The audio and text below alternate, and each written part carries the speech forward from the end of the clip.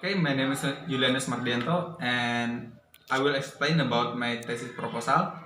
The title is An Analysis of Verbal and Nonverbal Communication Used in Doritos Advertisement. In introduction itself, I put five theory in background of study.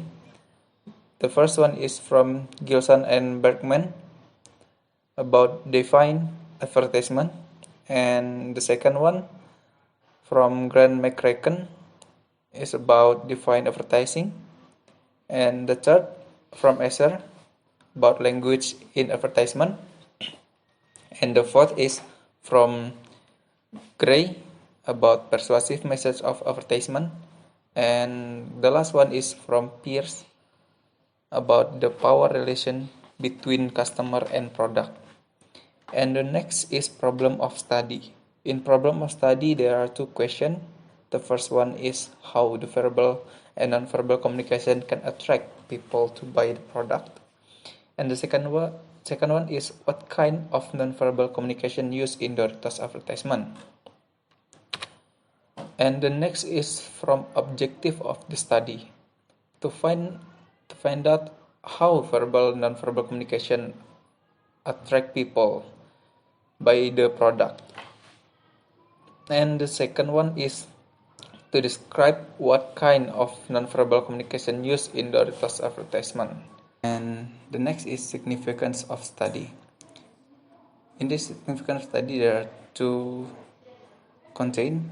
There is a theoretical significance and practical significance. The first is theoretical significance. This research will expected to increase knowledge about the advertisement itself. The knowledge in this research will give some reference to advertisement theory to show how the verbal and non-verbal communication influence the advertisement. The practical significance in this research will give knowledge about the language used in the advertisement, especially verbal and non-verbal communication, and hopefully useful for the student in English literature department. And the next is scope and limitation. In scope and limitation, it based on the background of the study. This paper will focus on the verbal and non-verbal communication that used in Doritos advertisement.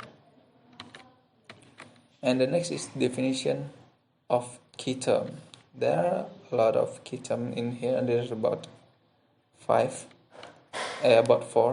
The first one is advertisement, and the second one is communication, and the third one is verbal communication, and the last one is non-verbal communication. And all of these key terms you can find in this research. Research method. This research is using the qualitative descriptive, and from the data and source.